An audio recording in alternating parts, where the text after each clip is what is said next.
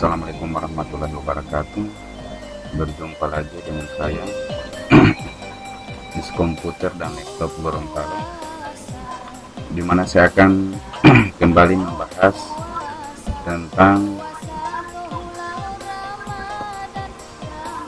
kasus-kasus kerusakan umum pada motherboard laptop yang pada bagian keempat, yaitu kasus no switch. Sudah sampai pada bagian keempat. Kita lanjut lagi yang kemarin sampai di bagian 4 itu sampai di sinyal S5 on. Jadi kita akan bahas dulu satu skematik buatan Quanta atau produksi Quanta itu yang menggunakan S5 on. Dan setelah itu kita akan melihat skema-skema buatan-buatan dari perusahaan lain. Kita akan membandingkan di sini.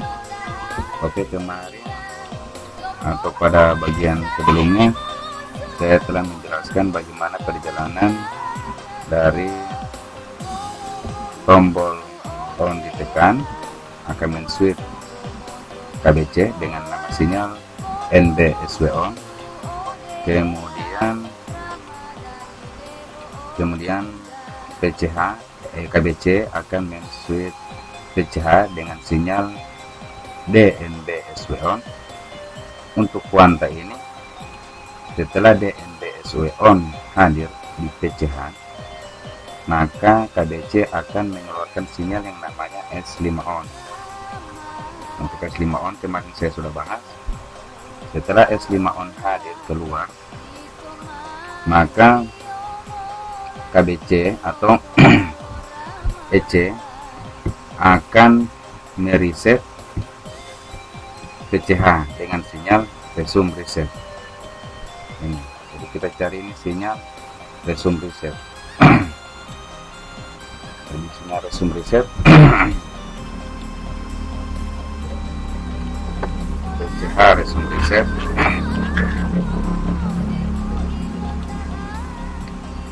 PCH resume reset ini banyak fungsinya. Jadi sini setelah S5 on didistribusikan atau keluar dari KBC ini, maka KBC akan mereset SB dengan sinyal PCH resume reset ini. Jadi PCH resume reset kalau dilihat sesuai dengan power square. Apa saja tugas PCH resume reset itu dari KBC, dia mereset PCH ini. Ini PCH atau SB. Setelah itu tugasnya lagi apa? Ini PCH resume reset juga sama. Dia cuman hanya apa ya, dia akan mendapat tegangan dari 1,8 volt S5 sehingga keluar dari PCH resume reset, sehingga akan mengeluarkan sinyal yang namanya PCH resume reset R. Jadi situ lagi ada penjabaran lagi atau ada liniernya, turunannya. Terus PCH resume reset lagi yang dari KBC masuk ke PCH, terus dijabarkan lagi sinyalnya menjadi PCH resume reset R.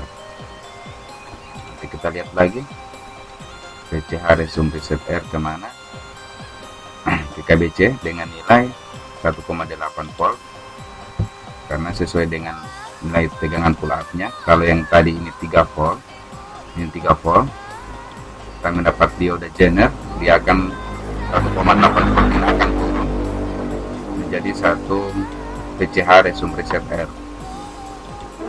Oke, terus dia masuk lagi ke PCH dengan nama sinyalnya menjadi resume reset L. Jadi ada R, ada L.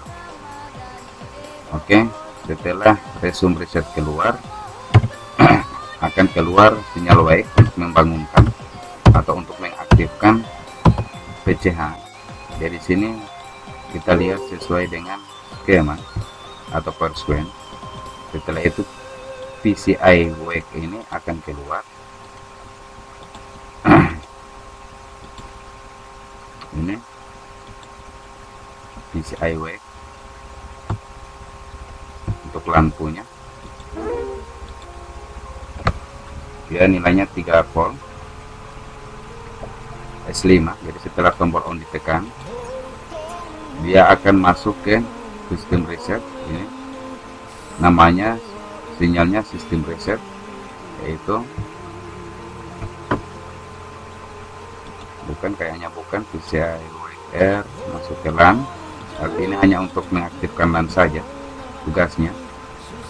PCI WR ini hanya untuk mengaktifkan LAN, PCI LAN WR.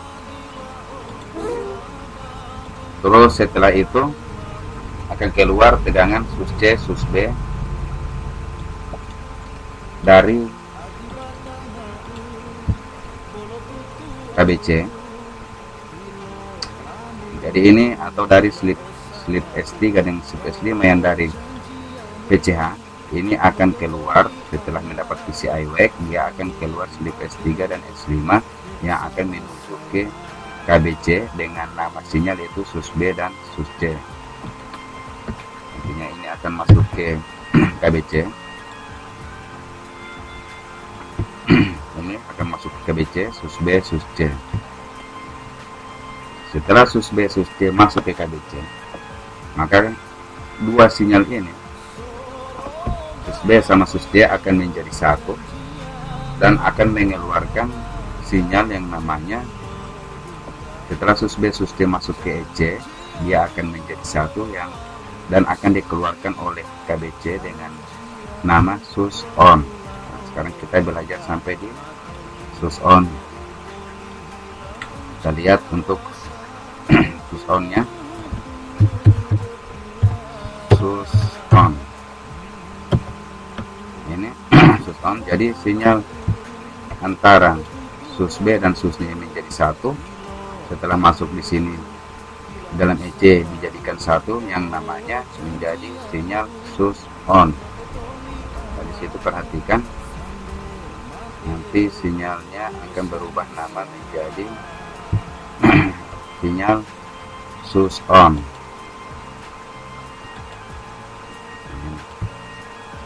Nah, apa saja distribusi sinyal sus on yang keluar dari KBC ini. Ini dari KBC. Kita lihat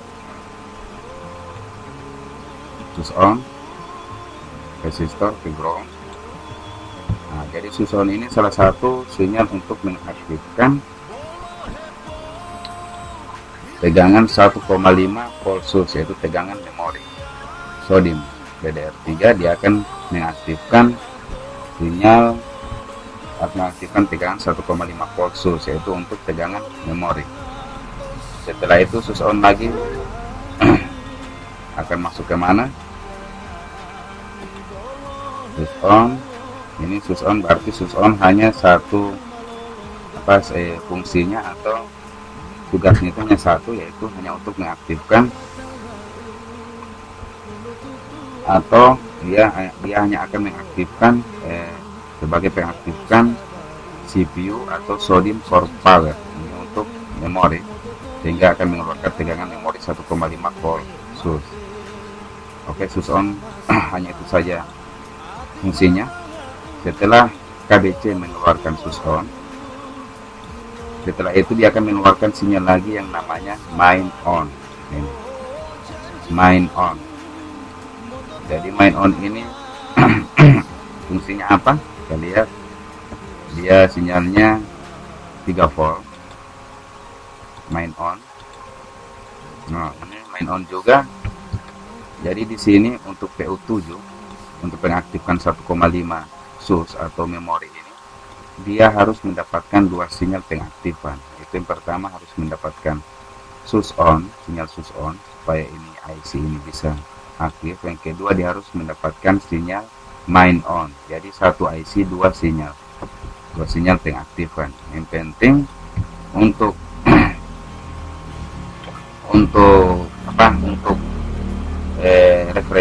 tegangan kerjanya yaitu 5 volt di port 5 input ini harus ada. Jadi nanti setelah tombol switch ditekan, yang asalnya dari mana, yang tadi saya jelaskan, 5 volt S5 ini asalnya dari S5 on.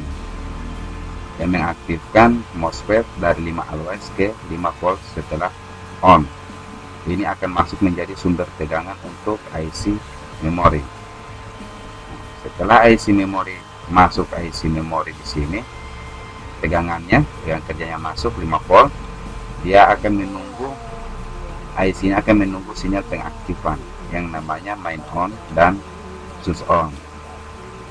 Oke, setelah switch on dan main on mengaktifkan IC PO7 ini, maka dia akan keluar tegangan referensi, atau setelah masuk tegangan kerja maka akan keluar tegangan referensinya. Tegangan referensinya ini memiliki divider, nanti dihitung sendiri. 5 volt referensi dan 5 volt referensi 2 ini akan keluar dengan nilai dari resistor divider ini. Setelah referensi keluar, maka sinyal main on dan switch on ini akan masuk untuk mengaktifkan IC. Jadi selain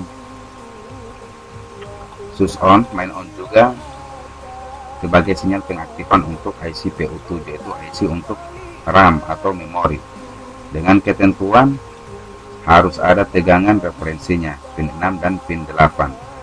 Setelah keluar, setelah diproses pada SMPS ini, ada komparator memproses ini sehingga akan keluar output 1,5 dan akan diswitching oleh 2 buah LED ini, menjaga kestabilan arus AC. Setelah itu, setelah keluar 1,5 volt source, maka 1,5 volt source ini akan mengeluarkan tegangan referensi atau tegangan VTT terminal. Tetapi sebelum dia mengeluarkan tegangan terminal VTT referensi dulu keluar dengan nilai 0, dibagi 2 dari 1,5 bagi 2 menjadi 0,75, jadi referensinya akan menjadi 1,75 dan VTT nya terminal ini akan keluar menjadi 0,75. Jadi situ, jadi IC ini, IC memori ini syarat utamanya itu PIN harus masuk 5 volt dengan kerja, kedua referensinya harus keluar, yang lain bisa diabaikan. Terus sinyalnya switch on main on ini harus ada untuk memicu IC. Setelah itu keluar tegangan output memori. Setelah keluar tegangan output memori, maka referensi VTT, referensi terminal untuk RAM ini akan keluar. Setelah referensi keluar sesuai dengan tegangan referensi untuk IC ini, maka VTT terminal RAM ini akan keluar dengan nilai 0,75 volt. Setelah semua keluar, maka akan keluar sinyal yang namanya HW power good 1,53 volt. Ini HW power good ini 1,5 itu power good untuk tegangan 1,5, bukan nilainya yang 1,5, tetapi untuk tegangan 1,5 yaitu RAM, tetapi nilainya yaitu 3 volt, diambil dari 3 volt setelah switch ini pull up. Oke, itu salah satu distribusi main on. Kita lihat lagi. Main on juga ini sama dengan halnya yang tadi, S5 on. Dia akan mengaktifkan mengaktifkan tegangan atau mengaktifkan sirkuit atau rangkaian transistor, di mana dari main on ini akan menghasilkan sinyal yang namanya main D. Main D ini akan menghasilkan sinyal yang namanya main D. Jadi perjalanannya sama dengan cara analisa transistor tadi. Sebelum tombol on ditekan, main on G itu main on to ground. Ini sinyalnya ke ground. Jadi di sini sebelum tombol on ditekan, sini 9 volt masuk, standby di sini di kaki 2, di sini masih 0 volt karena harus menunggu tombol switch dulu baru dia turun. Terus sini lagi 9 volt, pin 2 sini 0 volt, di pin 2 lagi sini 9 volt, sini 0 volt, sini 9 volt ke sini. Karena dia 9 volt, dia 1,5 akan hadir setelah switch, maka dia belum hadir di sini masih 0 volt. sehingga 9 volt masih diteruskan ke sini lagi, pin 2. Terus di sini masih 0, pin 1 dan 3. Di sini pin 2 9 volt, tak, karena dia masih nilainya masih 9 volt, sedangkan 15 volt always ini kalau dibagi menjadi 12 volt, maka ini belum akan terbuka. Maka sinyal 15 volt ini belum bisa diteruskan. Jadi sini masih 15 volt, 15 volt, sedangkan di sini masih 0 volt. Sehingga sinyal main belum bisa keluar karena tegangannya masih low. Yang harusnya tegangannya harus high. Nah, jadi setelah tombol on ditekan, main on hadir 3 volt di sini. Tak, 9 volt ini akan turun, akan digroundkan menjadi 0. Tak, jadi sini 0. Di sini 3 volt, main on-nya 3 volt, pin 3-nya 0, pin 1-nya 0. Terus di sini pun akan jadi 0. Sehingga kalau di sini 0, maka di sini akan 3 volt ini akan turun ke bawah, di sini jadi 3 volt.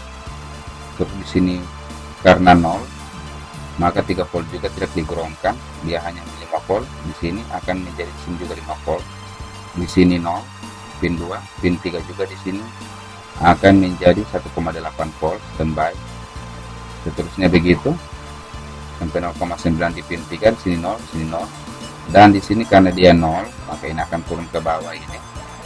15 volt ini akan turun ke bawah, akan mendapati resistor pembatas arus 1 mili, maka dia akan keluar menjadi 12 volt dan sinyal main D tegangannya akan menjadi 12 volt gitu. Jadi ini untuk rangkaian main on. Setelah itu main on lagi, rangkaiannya kemana lagi kita lihat.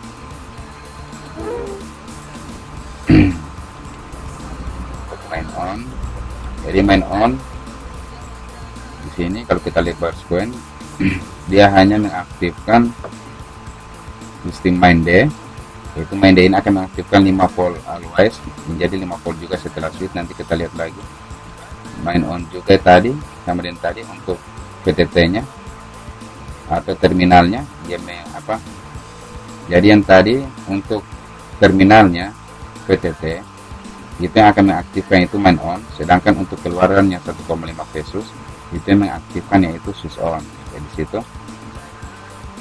Terus main on juga akan mengaktifkan output power dan minicar. Oke, kita lihat main on lagi ada 3 tugas lainnya lagi 3 tugasnya. Kita lihat lagi main on.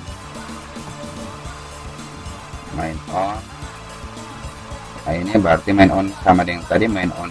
Untuk switch on dia akan mengaktifkan IC ini sehingga mengeluarkan tegangan 1,5 source, dan main on ini akan mengaktifkan tegangan PTT terminal. Ini PTT terminal 0,75 volt. Oke, sudah yang tadi. Nah, main on akan menghasilkan sinyal main D. Nah, main D ini kita cari, dia akan akan sebagai sinyal pemicu 5 volt dan 3 volt, dan juga dia akan menjadi sinyal pemicu untuk aku power seperti yang kita lihat di sequence tadi. Oke, kita lihat ini main D, dia akan mengaktifkan sinyal dari 1,8 S5 yang dihasilkan oleh switch on S5 on tadi, maka dia akan turun menjadi 1,8 V, bukan S5 lagi tapi V, yaitu hasil dari tegangan pengaktifan main D. Kalau untuk ini setelah tombol on, ini juga setelah tombol on, tapi harus mendapat sinyal dulu dari main D.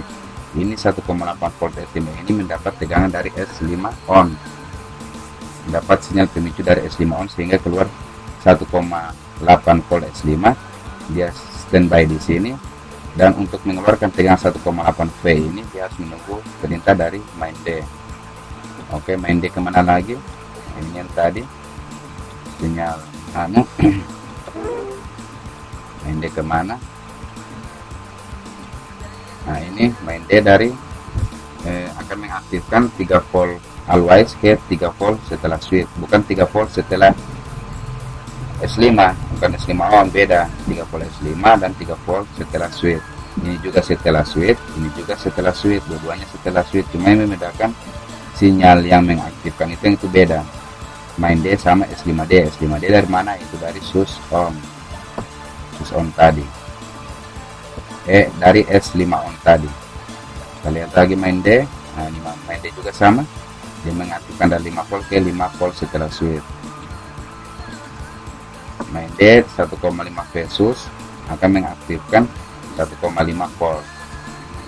Main D 0,5 volt S5 yang diaktifkan oleh ini 0,95 volt S5 ini diaktifkan oleh S5 on, dan untuk mengaktifkan 0,95 volt ini yang mengaktifkannya itu main D. Jadi kita harus pahami di sini rangkaian-rangkaiannya. Ini sama. Jadi situ tegangan main D berakhir sampai di situ.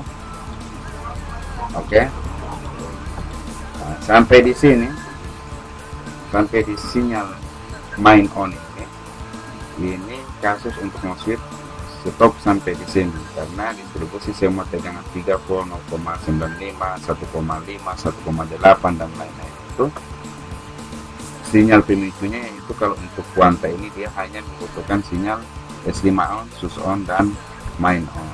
Jadi untuk kasus no switch itu terbanyak itu kasusnya putus hanya sampai di main D gitu. Nanti setelah itu kita lagi akan membahas lagi di kasus yang lain. Tapi kalau untuk kasus laptop tidak bisa di switch, itu dia berakhirnya sampai di main on, S5 on, sus on dan main on. Oke, sekarang kita lihat untuk skema C640 ini. Ini produksi Inventec. Inventec ini ya beda lagi. Jadi kita lihat dulu videonya. Oke, masih lagi. Kita lihat untuk Inventec ini khusus Toshiba. Jadi dia ini EC power switch untuk, jadi kalau di sini power SW in, karton bolon off ke KBC, terus KBC ke SB, dia menggunakan istilah EC power switch, sehingga EC power switch ini ke SB akan masuk dari KBC ke SB, PWR SW ini akan masuk ke SB atau PCH, yang namanya di sini akan berubah menjadi power bottom ini. Setelah itu dia akan mereset SB dengan nama resume reset ini.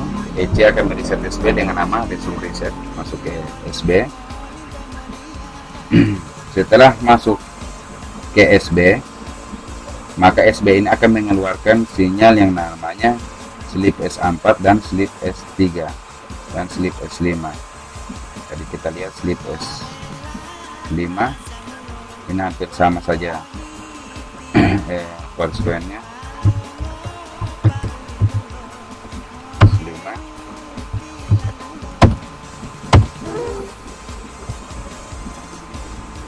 Jadi slip S5 di sini langsung kita masuk lagi ke KBC, dia hanya akan menjadi sumber pengaktifan atau sinyal pengaktifan untuk 0,75 volt.